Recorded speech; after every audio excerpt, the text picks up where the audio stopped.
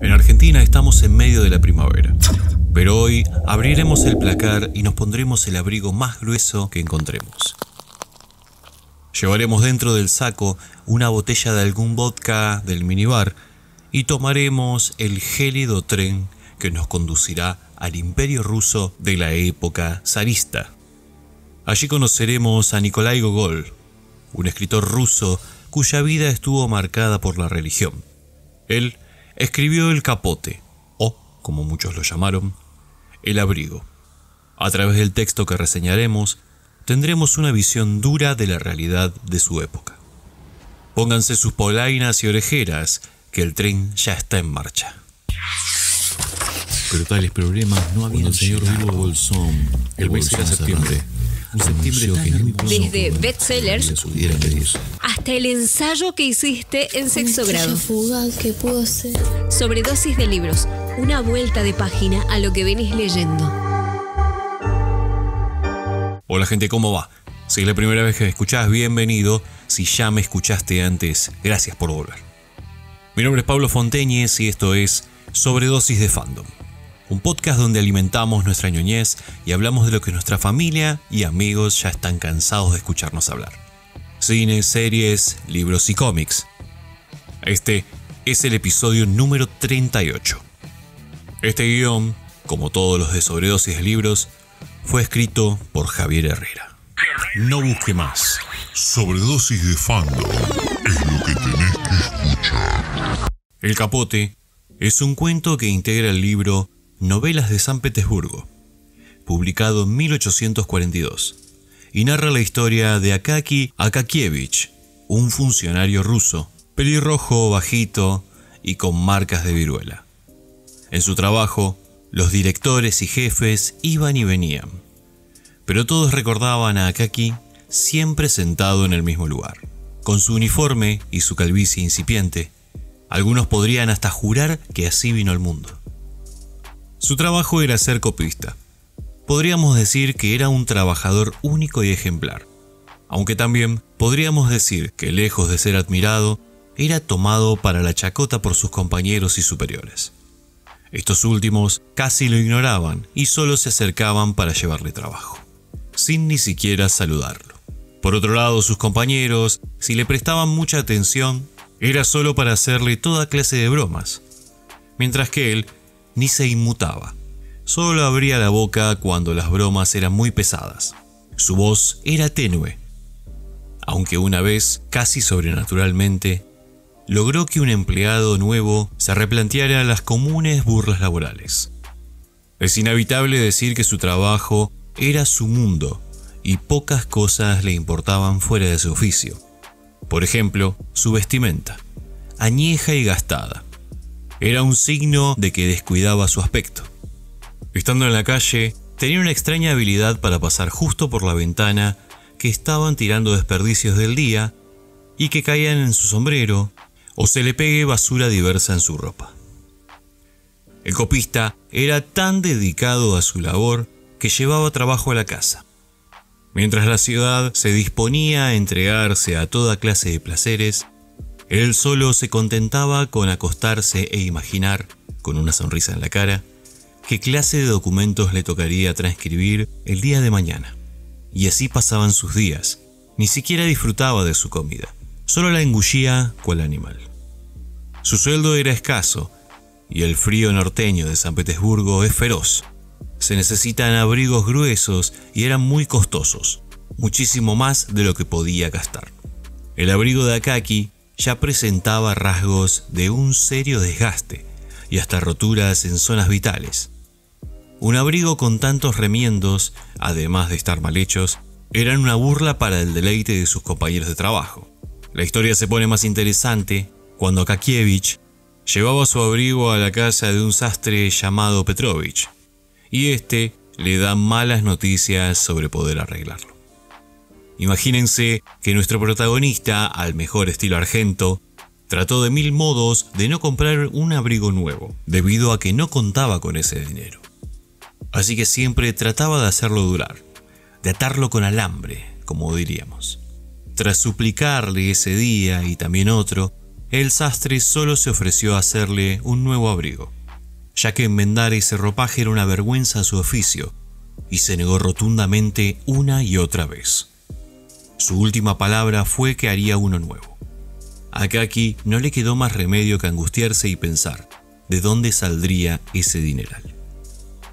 Quizás el único atributo de este hombre haya sido su magnífica caligrafía, y tal vez no alcance para recibir un bono extra. Aunque una vez lo quisieron premiar dándole un trabajo un poco más difícil y no soportó la presión, confinándolo al trabajo perpetuo de copista. A grandes rasgos, esta es la historia del Capote. Nuestro frío viaje en este tren literario continúa y nos da una vuelta más por la ciudad heroica.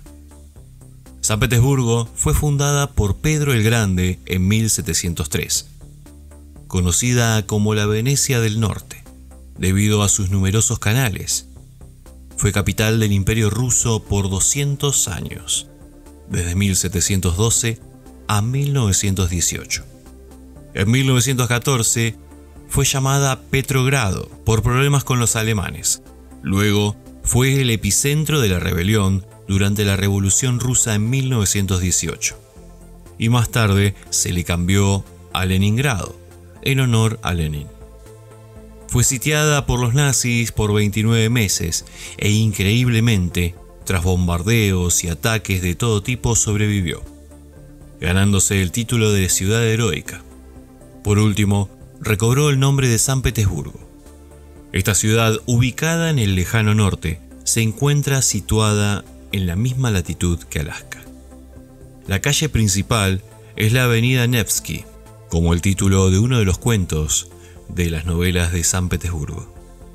Al caminar por esa avenida podemos encontrar fabulosas construcciones arquitectónicas, tales como los palacios Stroganov y Anichkov o la Catedral de Kazán. Cerca de allí se encuentra la Iglesia de la Resurrección de Cristo, una catedral icónica que muchos reconocerán por su multicolor y sus 5 cúpulas.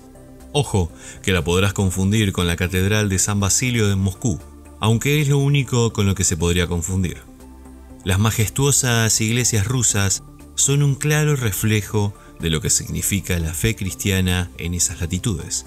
Sin duda, esta metrópoli es tan rica en arquitectura como en historia. Si ya llegaste hasta acá, no te vayas. Seguí escuchando que todavía hay más. Suscríbete para que te avisen si subo contenido y déjame una sobredosis de likes. Parece una pavada, pero me estás ayudando muchísimo. ¡Adelante con todo! Nikolai Vasilievich Gogol nació en 1809 en Ucrania, dentro del Imperio Ruso. Solo 43 años le bastaron para que su fama llegue hasta nuestros días. Sus padres eran cosacos ucranianos, pertenecían a la baja nobleza rural, así que su infancia transcurrió en el campo. Su madre profesaba una profunda fe religiosa fundada en la Iglesia Ortodoxa rusa. Esos aspectos de su vida privada condicionaron su visión del mundo y eso se traslada a sus obras. En su juventud fue funcionario de la Rusia zarista en San Petersburgo. Allí conoció la rutina burocrática y el sueldo miserable que éste le ofrecía. Cualquier similitud con el Capote se lo dejo a criterio. Su vida estuvo plagada de fracasos. Probó suerte con derecho, con la actuación, la docencia y hasta una vez le propuso matrimonio a una dama, pero no tuvo éxito en ninguna de estas empresas. Es más, su biografía cuenta que conservó la virginidad hasta el día de su muerte.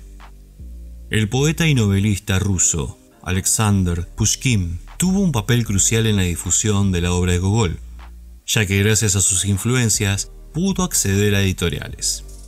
Esos escritores se habían conocido en 1831 en San Petersburgo.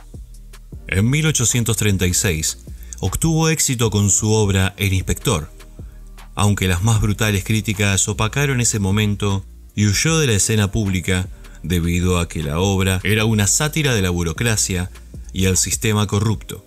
En ese momento ganó admiradores y también enemigos. En ese mismo año inició un viaje por Europa que duró 5 años. Se instaló en distintas ciudades como Alemania o Francia, y particularmente en Roma. En 1842 publica Almas Muertas, su obra más icónica. En 1848 visitó Jerusalén, a modo de peregrinación. Este viaje lo impactó de tal modo que al volver, y debido a la influencia de un cura ortodoxo, abandonó la literatura y quemó manuscritos de la segunda parte de su obra Almas Muertas. En esa época, Gogol se sometió a rigurosos ayunos que debilitaron su cuerpo, y ese fue el inicio de su triste final. Sus días terminaron con una mente insana y un cuerpo debilitado. Murió en Moscú en 1852. Sus principales obras fueron Almas Muertas, La Nariz, El Inspector, Taras Bulba y El Capote. Así como Charly García recurrió a la alegoría para esquivar los radares de la censura militar de los años 70, Nikolai Gogol recurrió a elementos del fantástico y a la sátira para evitar el censor que estaba al acecho. La vida de este autor estuvo marcada por las contraindicaciones que suscitaba ser un artista literario y un hombre moralista. Muchas veces esto se reflejaba en su obra y otras lo amargaban solo a él. Al final no pudo conciliar a estos dos reflejos de un mismo espejo. Como broche de oro, dejamos las palabras del escritor Dostoyevsky, que resume lo que este autor significa para la literatura rusa del siglo XIX. Todos nosotros hemos salido del capote de Gogol. El colosal tren literario y frío que nos condujo al extremo norte de Europa ha llegado al final del viaje, aunque si te dejo con ganas de dar otra vuelta, podés buscar alguna edición de Novelas de San Petersburgo y conocer más acerca de lo que pasó al protagonista del capote. Transitar aquellas frías y despiadadas calles y sentir el escalofrío que sintieron los habitantes de San Petersburgo. Fandom. Sobredosis de Fandom. Un podcast donde hablamos de lo que te interesa y no lo que te quieren imponer. Cultura friki en estado puro. Disponible en todas las plataformas de podcast conocidas. Si te gustó el contenido de este podcast, metele una sobredosis de like. Compartilo y publicalo en tus redes sociales, así mucha más gente me puede conocer. Déjame un comentario, así sé qué te pareció el contenido. Si quieres escucharlo en formato de podcast, búscalo en Apple Podcast, Google Podcast, Spotify y cualquier otra plataforma de podcast. A Javier Herrera, que hizo este guión y todos los de Sobredosis de Libros, seguilo en Instagram como javixherrera.jh.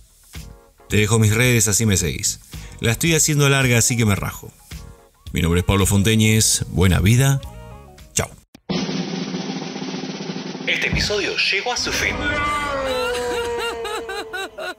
Pero no se preocupen, muy pronto subimos uno nuevo. Sobredosis de Fandom.